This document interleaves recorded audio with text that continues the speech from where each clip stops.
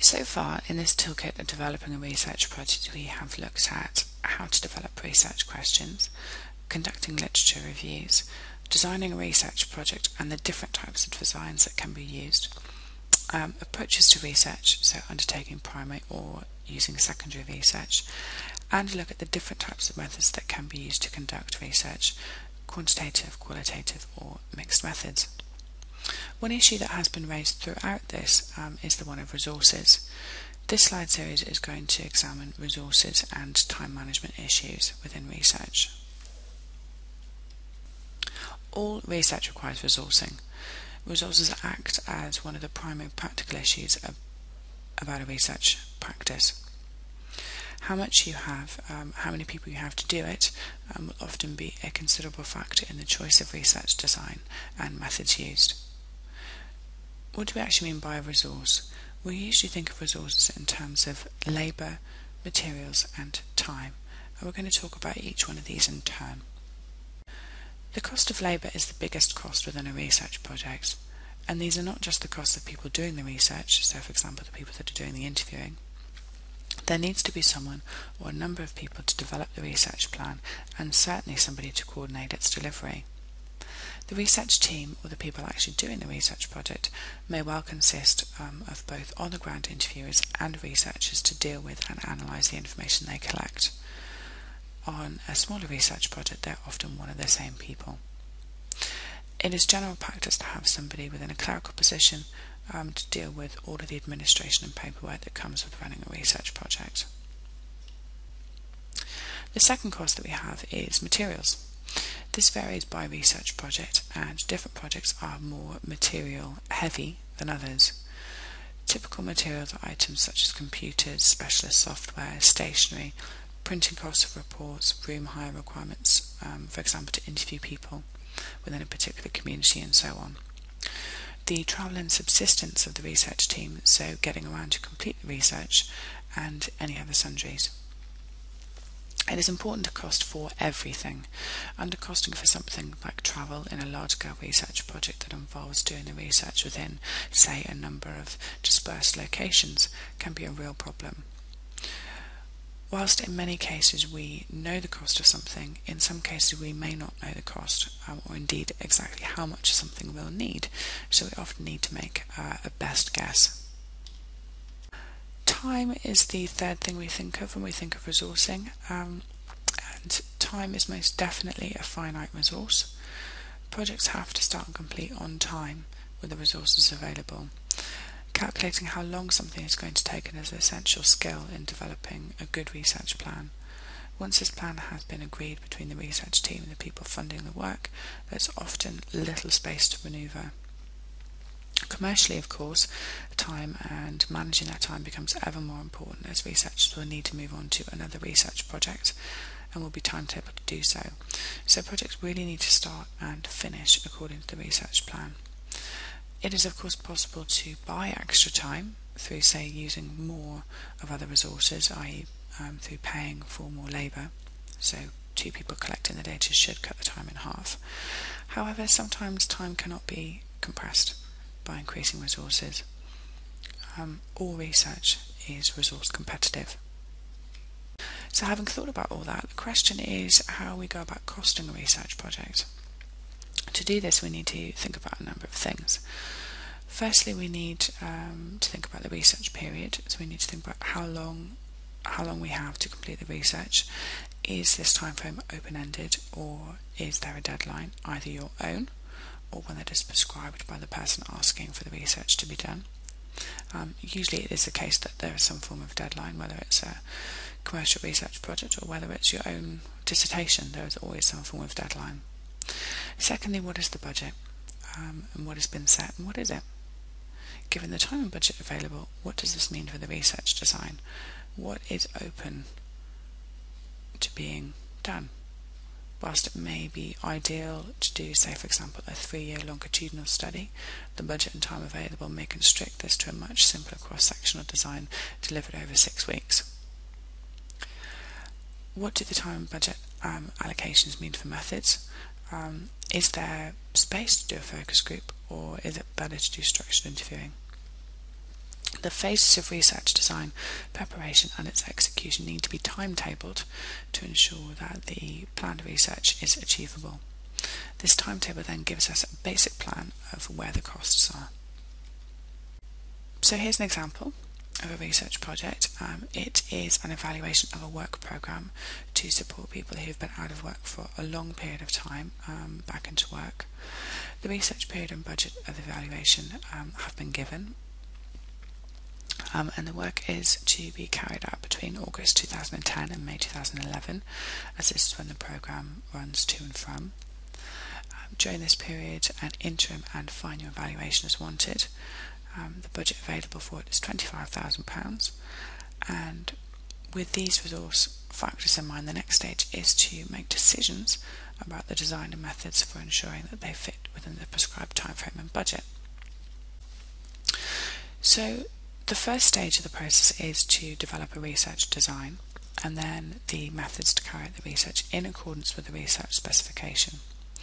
This will outline what the aims and objectives of the research are and what the timeframe and budget it needs to be conducted within.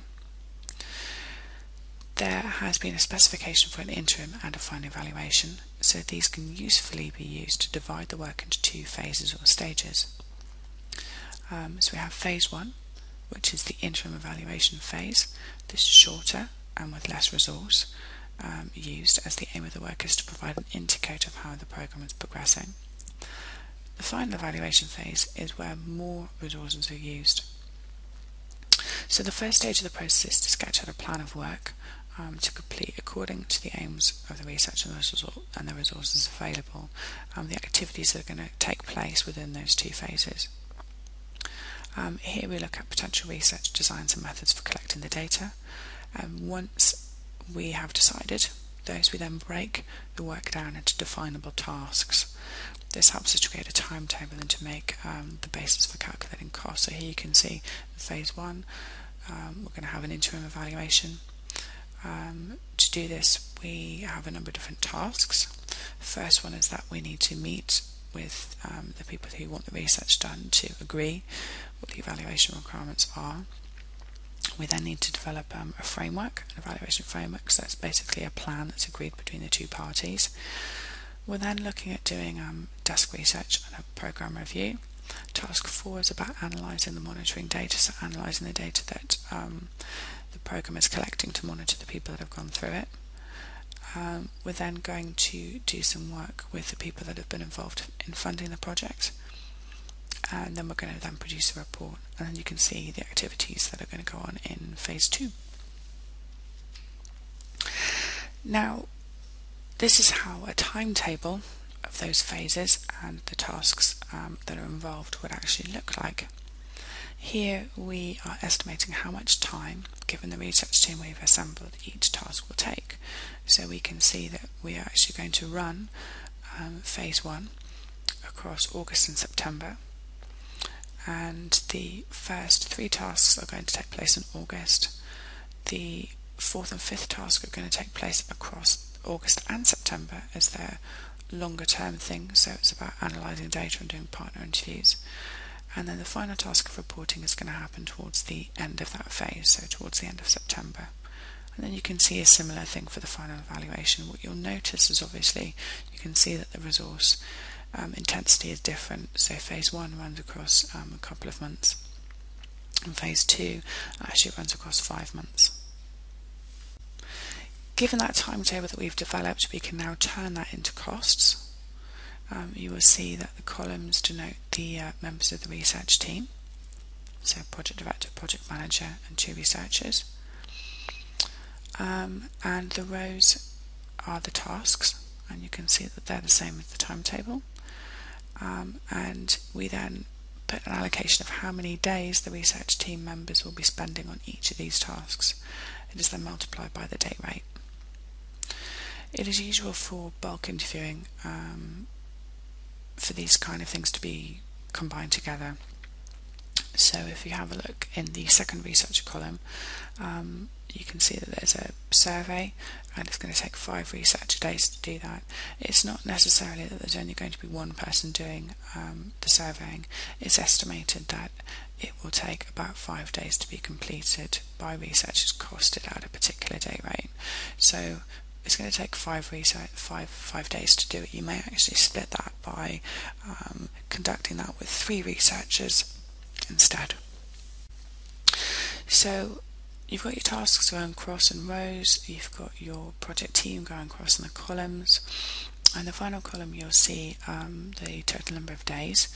So that's an addition of all the people taking part in that particular task. So you can see for task 3 in phase 1, doing the desk research review, that's going to actually take a total of 4 days.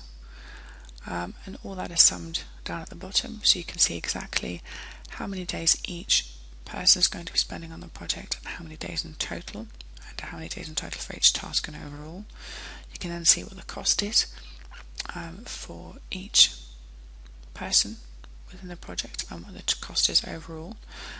You can see that there's a row added in for travel and subsistence, and there's also a row added in for the production of reports. This has been specified in the research project that they want 800 glossary reports and 2,000 summary reports including designs. You have to cost for that.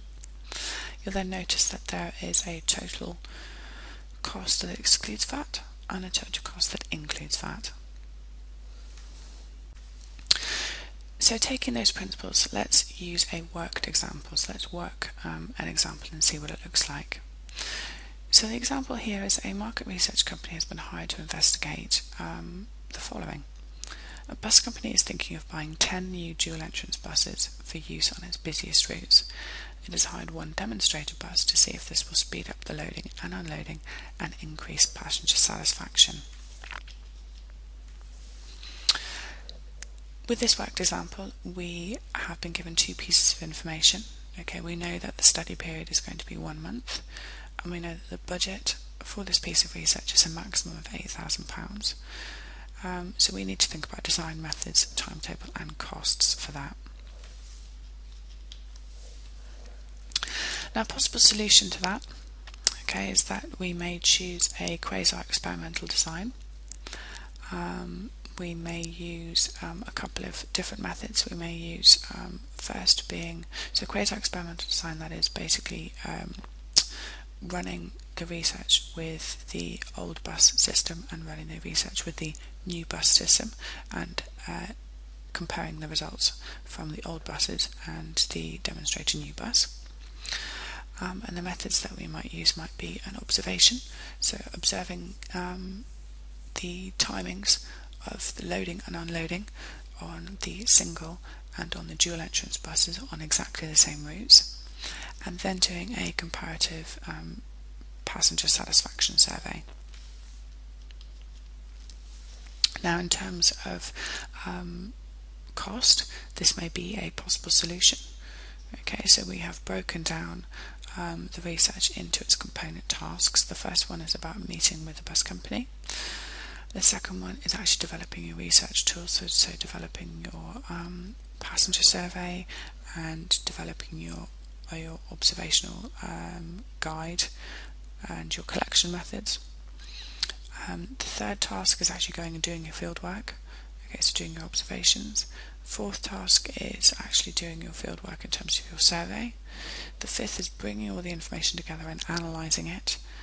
The sixth is about reporting, so spending some time bringing all the information together into a report. The seventh task is about meeting the client for a final report meeting. So those are the tasks. You can see the people that are involved in the project. So we have a project manager, and then we have some researcher days put in at 2 different rates. You'll see that we have a cheaper rate for doing the survey. We have a slightly more expensive rate for somebody who's actually involved in doing the observations. It's a more skilled job, developing the research tools and doing some of the analysis. And then we have an overall project manager who isn't really involved in doing the field work, but is involved in actually bringing the report together.